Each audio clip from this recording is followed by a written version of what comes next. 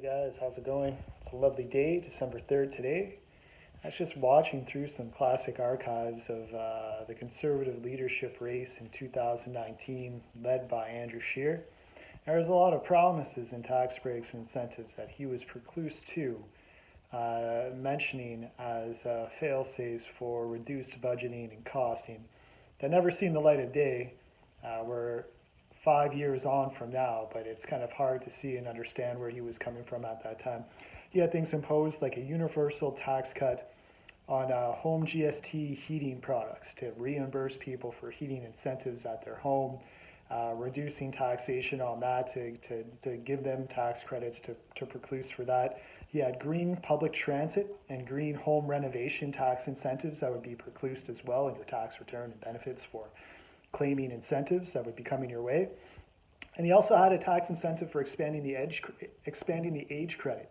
And he said it was going to work in both ways, reduced and over for seniors, and reduced and down for those that are younger than for any kind of supports or aids. It's relevant now with Social Security and talks that are going on with the bloc. Whereas Andrew Scheer at that negotiating table to talk about senior rights, I think it was a tax credit of maybe $300 a year, but $300 does make a difference for those really in need.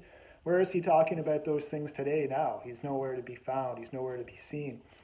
Interesting stuff. And this is along a list of, I think there's like 15 different tax incentive cuts that he was promising that have yet to see the light of day. There's some funny ones too, talking about infrastructure aid and building space that he had mentioned.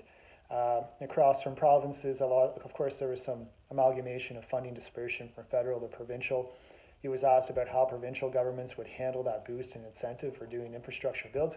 And he said, I quote, that the Liberals aren't getting anything done, projects aren't getting built. And where are we now? He talked about empty office spaces. I walk around urban areas and I see nothing but empty office spaces. Come from 2019 Andrew Scheer. Where are we now since that promise ever hit the table, Andrew? We're nowhere to be found, are we? We're nowhere close to meeting any of those kind of expectations or targets. I don't know where the spending initiative was going to come to incentivize housing or other initiatives to get people back into the office working or figure out a rent situation or relief for corporates in that sense. But you're also talking about corporate welfare tax relief measures as well to manage some of the budget expenses and expenditures. That'd be reduced benefits, shorter disability incentive, reduced employee benefits and welfare programs, compensation, disability, unemployment. Doesn't really make much sense when people are really relying on that, and our unemployment rate is sitting, around 6% right now or something like this. People are definitely in dire need of welfare benefits, amongst other things and considerations. Kind of funny. This shows you the jading of principle of time as things have elongated from a non-change in government, right?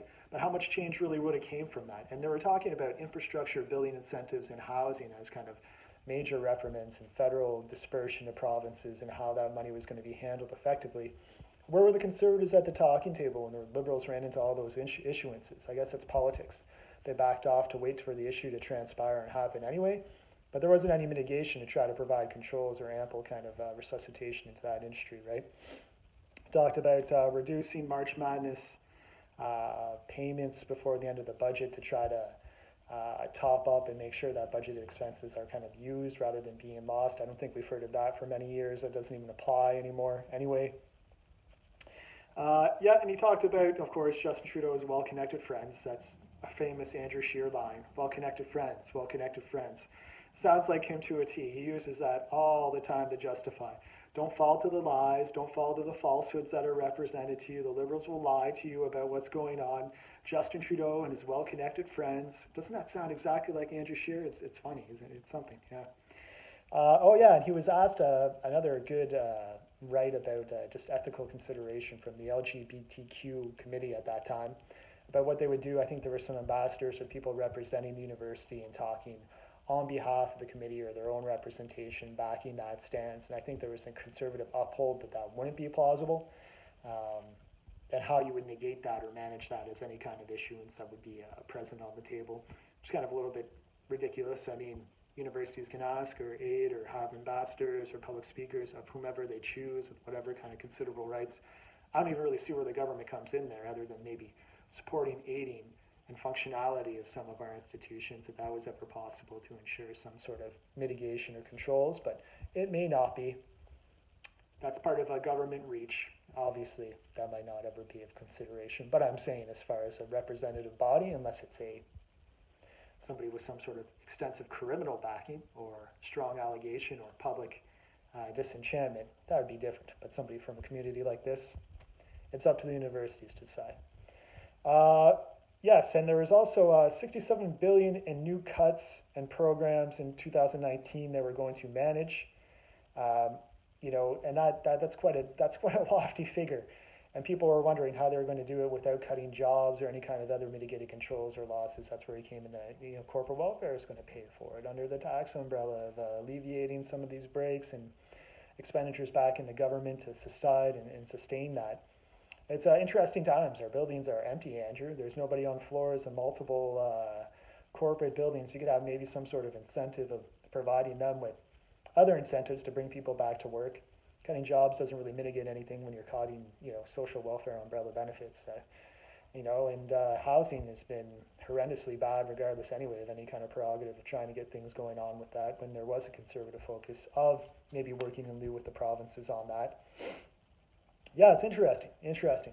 Empowered guy in 2019 is now an old dog in 24? We're going into 25. I don't regret saying any of this. I'm going to work at McDonald's. I don't have a job politically, and I've had hardships. I get denied welfare here in Quebec by some sort of syndrome of what's going on here. So I don't care about what I say about you people right now. And this is not necessarily politically correct, some of these statements I've been making online or other things like this that are relevant. Hardly anything from it. You got to give me incentive to be like this, right? Just like you had incentive in 2009 talking about Justin Trudeau's friends and liberal lies. I don't know where you lie now. I don't know what you even represent now, but it's not nearly the same. And it's interesting because these issues that you presented then as like falsehoods of being reprimanded with your government are still ever lingering now in the combination of government, of conservative liberal ideals. Hasn't led to anything getting done, right? So shame on you, Andrew. Have a nice day. Bye.